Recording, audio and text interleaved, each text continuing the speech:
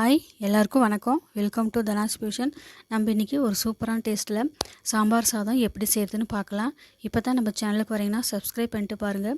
அப்போ தான் நான் போடுற வீடியோ உங்களுக்கு உடனுக்குடனே வரும். இப்போ வாங்க வீடியோக்குள்ளே போய் பார்க்கலாம் சாதம் எப்படி செய்கிறதுன்னு. இப்போது இந்த சாம்பார் சாதம் செய்கிறதுக்கு ஒரு டம்ளர், இந்த டம்ளரில் பச்சரிசி நான் எடுத்திருக்கேன். நீங்கள் புழுங்கல் அரிசியில் இருந்தாலும் அதையும் எடுத்துக்கோங்க. தண்ணி மட்டும் தான் வித்தியாசப்படும். இப்போ அதே டம்ளர்லேயே அரை டம்ளர் அளவுக்கு பருப்பு எடுத்துக்கலாம். எடுத்துகிட்டு ரெண்டையும் ஒன்றா போட்டுடலாம். ஒரு பாத்திரத்தில் போட்டுட்டு இது நல்லா சுத்தமாக 2-3 டைம் நல்லா கழுவி எடுத்துக்கோங்க. கழுவி எடுத்துகிட்டு ஒரு 20 நிமிஷம் ஊற வச்சுக்கோங்க. இந்த அரிசியை பருப்பையும் 20 நிமிஷம் ஊறினதுக்கப்புறம் நம்ம குக்கரில் போட்டு இதையெல்லாம் வேக வச்சு எடுத்துக்கலாம். இப்போ இந்த அரிசியும் பருப்பையும் நல்லா கழுவிட்டு எடுத்து வச்சுக்கோங்க. இப்போ நல்லா தண்ணி ஊற்றிட்டு மூடி வச்சிடலாம். இப்போது இது கூடவே புளியும் ஊற வச்சிடலாம். இப்போது குக்கர் வச்சுக்கலாம். குக்கர் ஆன் பண்ணிவிட்டு இப்போ அரிசியும் பருப்பையும் கழுவுனதை இது கூட சேர்த்துடலாம். தண்ணி 5 டம்ளர் அளவுக்கு தண்ணி அதே டம்ளரில் நான் ஊற்றிருக்கிறேன். நீங்கள் புழுங்கல் அரிசியாக இருந்தால் 1 டம்ளர் சேர்த்து ஊற்றிக்கோங்க. அப்போ தான் வெந்து வரப்போ நல்லா குலைவாக நல்லா இருக்கும். இப்போ இது வேகிறதுக்கு இது கூடவே மஞ்சத்தூள் 1/4 டீஸ்பூன், உப்பு, இதுக்கு தேவையான உப்பு சேர்த்துக்கோங்க. அப்புறம் இது கூட பெருங்காயத்தூள் 1/2 டேபிள் ஸ்பூன் அளவுக்கு சேர்த்திக்கோங்க. சேர்த்திட்டு நல்லா கலந்து கொடுத்துருங்க. கலந்து கொடுத்துட்டு குக்கர் நல்லா மூடி வச்சுக்கிறோங்க. குக்கர் மூடி வச்சுட்டு மீடியம் ஃப்ளேமில் வச்சுக்கோங்க. ஒரு 4 விசில் வச்சு எடுத்துக்கோங்க. அதிகமாக விசில் விட்டுற வேண்டாம். மீடியம் ஃப்ளேமில் வச்சு 4 விசில் மட்டும் வச்சு எடுத்துக்கோங்க. இப்போது நம்ம இதை தாளிக்க ஆரம்பிச்சிடலாம். சாம்பார் தாளிக்கிறதுக்கு ஒரு கடாயை வச்சுக்கோங்க. அது சுடுறதுக்கப்புறம் எண்ணெய் ஊற்றிட்டு கடுகு 1 டேபிள் ஸ்பூன், வெந்தயம் ஒரு 1/4 டீஸ்பூன் போட்டுக்கோங்க. இது நல்லா பொரிஞ்சு வரட்டும். இது கூடவே அடுத்ததாக சின்ன வெங்காயம் இது மாதிரி 10 பல் அப்படியே முழு பல்லாக சேர்த்துக்கோங்க. கூடவே பெரிய வெங்காயத்தை ஒரு பாதி அளவுக்கு கட் பண்ணிட்டு இந்த மாதிரி சேர்த்துக்கோங்க. இது கூடவே கருவேப்பிலை இலையை கொஞ்சம் சேர்த்திட்டு இது நல்லா வதக்கி கொடுங்க. இது நல்லா வெந்து வந்த போதும், கலர் சேஞ்சுன்னு அவசியம் கிடையாது. இது கூடவே வரமிளகாய் 2 இது மாதிரி கட் பண்ணி சேர்த்துக்கோங்க. இப்போ இது நல்லா வதங்கி வர்றதுக்குள்ளேயே சீரகம் 1/2 டேபிள் ஸ்பூன் அளவுக்கு சேர்த்துட்டு நல்லா பொரிய விட்டுருங்க. ஃபஸ்ட்டே போட நான் மறந்துட்டேன். இப்போது தக்காளி 2 மீடியம் சைஸ் தக்காளியை கட் பண்ணிவிட்டு இந்த மாதிரி சேர்த்திட்டு நல்லா வதக்குங்க. தக்காளி நல்லா குழஞ்சி நல்லா வெந்து வரட்டும். அதுக்காக இது கூட உப்பு, இந்த சாம்பாருக்கு தேவையான உப்பையும் இது கூடவே சேர்த்துட்டு நல்லா வதக்குங்க. இப்போது சீக்கிரமாக நல்லா வதங்கி வந்துடும்.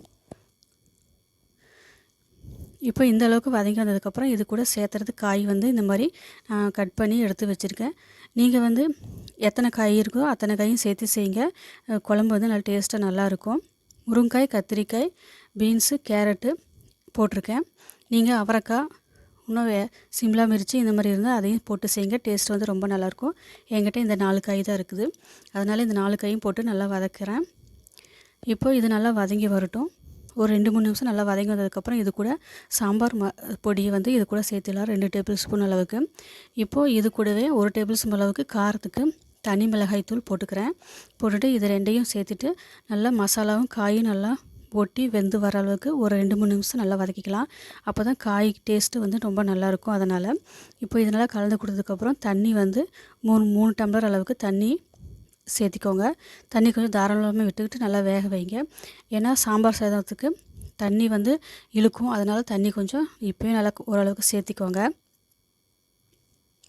சேர்த்தி கொடுத்துட்டு இது நல்லா வேக வச்சிடலாம். ஒரு 10 நிமிஷம் நல்லா வேகட்டும். இது நடுவில் அப்பப்போ இந்த மாதிரி கலந்து கொடுத்துக்கோங்க.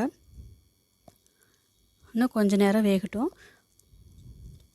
இப்போது முழுமையாக நல்லா வெந்து வந்துருச்சு காயெல்லாம் பாருங்கள். இப்போ இது கூடவே புளிப்புக்கு புளி தண்ணி பெரிய நெல்லிக்காய் அளவுக்கு கரைச்சி இந்த மாதிரி சேர்த்திக்கோங்க. சேர்த்துட்டு நல்லா கலந்து கொடுத்துக்கோங்க. இப்போது குக்கர் ஓப்பன் பண்ணி பார்க்கலாம். அரிசி பருப்பு நல்லா வெந்து வந்திருக்குது குலைவாக. இப்போ இந்த லைட்டாக இந்த மாதிரி கரண்டியெல்லாம் மசிச்சு விட்டுக்கோங்க. நல்லா மசிச்சு விட்டதுக்கப்புறம் இது கூட நம்ம சாம்பார் செஞ்சுருக்கோம்ல காய், அதை இது கூட சேர்த்திடலாம். சேர்த்துட்டு பாதி முக்கால்வாசி சேர்த்துட்டு பாதி கொஞ்சம் வச்சுக்கோங்க. அப்புறமா சேர்த்திக்கலாம். இப்போ இது எல்லாத்தையும் சேர்த்து நல்லா கலந்து கொடுத்துக்கோங்க. இது இப்போ பார்க்க இப்படி இருக்கும். இன்னும் கொஞ்சம் நேரம் ஆக ஆக கெட்டியாயிரும். அப்போ கரெக்டாக இருக்கும் கன்சிஸ்டன்சி. சூடாக சாப்பிட்றத மாதிரி இருந்தால் இப்போயே சாப்பிட்லாம். நாங்கள் இன்னும் கொஞ்சம் கழிச்சு சாப்பிட்னால கொஞ்சமாக அந்த சாம்பார் வச்சுருக்கேன். அதுக்கப்புறம் அது மேலே ஊற்றிட்டு சூடாக சர்வ் பண்ணால் டேஸ்ட் வந்து ரொம்ப நல்லாயிருக்கும். இப்போ இதுக்கு ஒரு சின்னதாக ஒரு தாளிப்பு கொடுத்துடலாம். நெய் வந்து 2 ஸ்பூன் அளவுக்கு ஊற்றிக்கோங்க. கூடவே ஒரு கைப்பிடி அளவு முந்திரி பருப்பு போட்டுக்கோங்க. இது வந்து ஆப்ஷனல் தான், நீங்கள் போடுறதுனா போடலாம், இல்லை ஸ்கிப் பண்ணிடுங்க. இப்போ இது மேலேயே தாளிச்சது இது சாம்பார் சாதத்து மேலேயே போட்டுடலாம். போட்டுட்டு இது கூடவே கருவேப்பிலை இலை அப்புறம் கொத்தமல்லி தழை நறுக்கியது கொஞ்சம் சேர்த்துக்கோங்க. சேர்த்துட்டு எல்லாத்தையும் நல்லா கலந்து கொடுத்துருங்க. அவ்வளோதான், நம்மளோட சூப்பரான சாம்பார் சாதம் ரெடி ஆயிடுச்சு. இது வந்து சூடாக சாப்பிட்டா டேஸ்ட்டு ரொம்ப நல்லாயிருக்கும். அப்பளம் இல்லைன்னா ஊறுகாய் கூட வச்சு சாப்பிட்லாம். டேஸ்ட் வந்து ரொம்ப நல்லாயிருக்கும். மழை காலத்தில் இந்த மாதிரி சூடாக சாப்பிட்டா ரொம்ப நல்லாயிருக்கும் டேஸ்ட்டாக. இப்போ இந்த சாம்பார் சாதம் பிடிச்சிருந்தா லைக் பண்ணுங்கள், ஷேர் பண்ணுங்கள், கமெண்ட் பண்ணுங்கள். தேங்க்யூ ஃபார் வாட்சிங்.